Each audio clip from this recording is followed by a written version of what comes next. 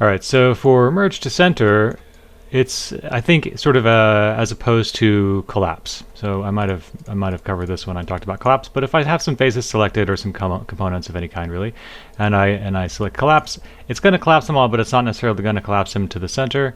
Whereas if I use merge to center, let me make sure I don't have anything squirrely going on with my selection. So if you want to add or subtract things to a selection, you can just hit the Shift key and select or deselect, and I'll go ahead and do that.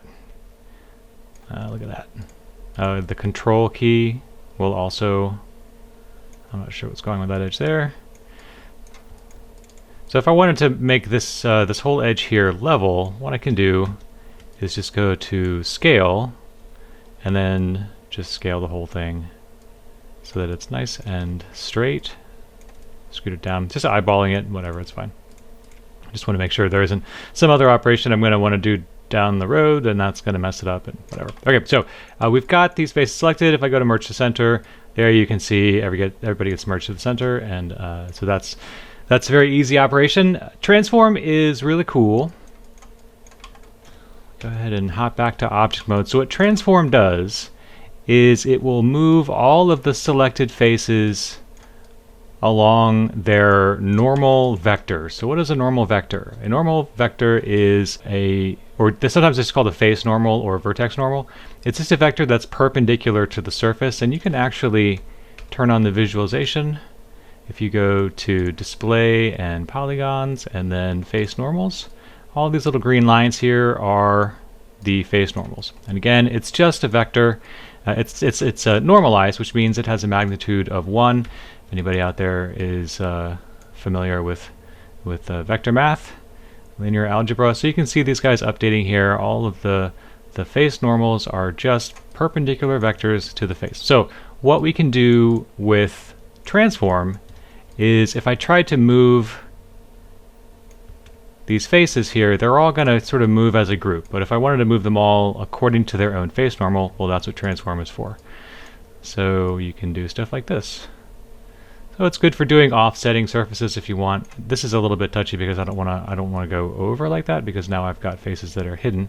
I suppose I could probably raise these up, but it's sort of a relative movement. So it's relative to the face normal, and they don't always have the same understanding of what that means if you're not doing just like an in and out kind of operation there. Okay, let's see. So that is transform. And then I'm not going to worry about these. Average verts, that's basically just a smoothing operation. Let me go ahead and turn the display off for the face normals. We don't need that anymore. So average verts, it's just really taking the vertex positions and averaging them out. And so that is useful occasionally. And then whatever, you could do like a chamfer vertices. It's like a bevel, and it is pronounced chamfer. And then the rest of these we're not going to worry about too much. That'll wrap it up for that section. Let's take a look at mesh tools. So the first thing with mesh tools that we have here is we can hide or show the modeling toolkit, which again lives over here. And it's just sort of shows it and hides it as you would expect. You can also go to Window, Modeling Editors, Modeling Toolkit, and that'll bring it up. So append polygon, we're not going to, some of these things are relevant to specific operations associated with retopology, and I'm just not going to worry about that stuff right this minute.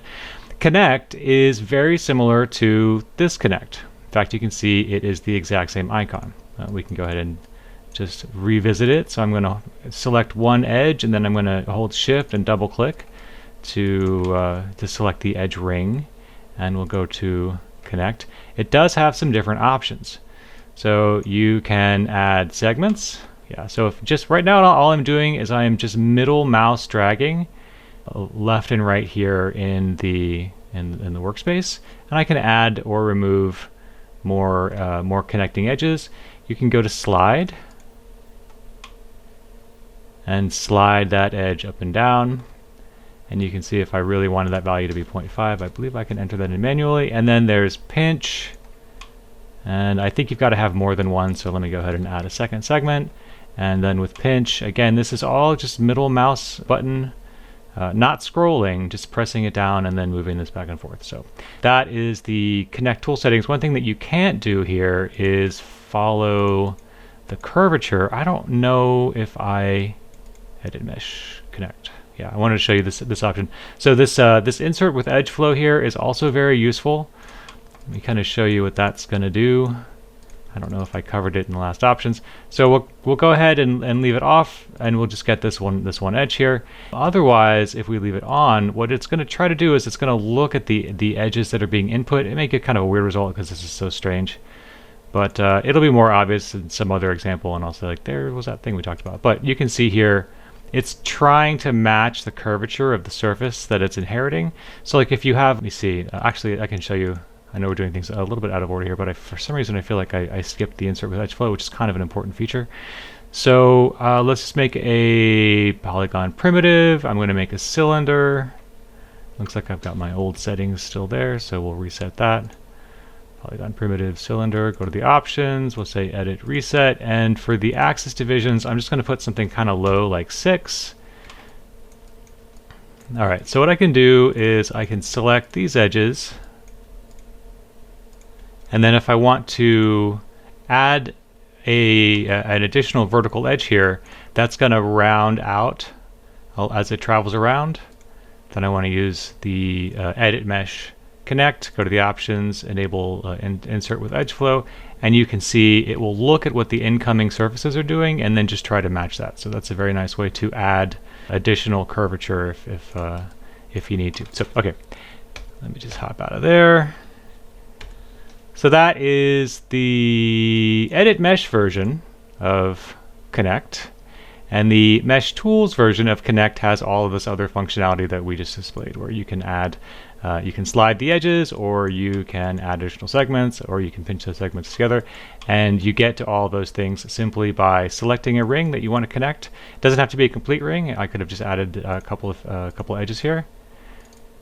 I'm going to hold Control and Backspace to delete those newly added edges, and this one too.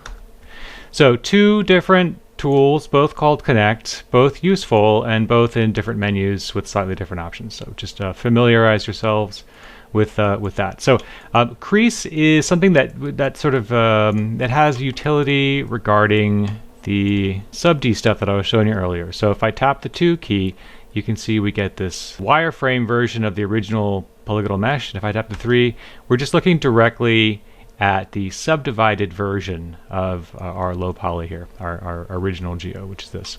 So if I want some of these edges to be preserved through the smoothing operation, there's a couple ways that I can do it. But one of those ways is with the crease tool. I'm going to go ahead and enter my sub-D version. So tap the 3 key, grab the crease tool. I'm going to select, do a shift select on these edges. And what it says is I just basically have to select the components to crease, then drag the middle mouse button. So if I drag them, you can see they get nice and sharp. So I think there's like a max value, and that max value is probably something like a 1. So we can do a drag to sharpen or soften those areas. So that's pretty cool. So that's crease. Tap the 1 key. And you can see now that that has been creased by this heavier blue line. So that's the crease tool. Create polygon, we're not going to worry about. Insert edge loop. That's pretty cool. You can do interactive click and drag here to add additional edge loops if you want. And then make hole. That's probably just, you know, whatever. Select a face and delete it. I'm not really sure, to be honest with you. If I ever needed to make a hole on purpose, I think I would, yeah, whatever. Okay, something like that. Looks like there's some other things happening there. Let's see, multi-cut. This is useful. Let me get rid of some of this extra geo that I just added here. So we're going to go to Edge. We'll just double-click these guys. We'll hold Control and Backspace. And then multi-cut is just a way for you to add whatever cuts you want. And you just have to click on edges, and it'll go ahead and create those cuts for you. In fact, I wonder... Yeah, it wants you to click on edges. So I'm going to hit Enter, and there you go. Now I've got my new cut here. All right, we're going to go ahead and look at a couple more of these, I think, but we're at time for this video, so we'll cover that stuff in the next video.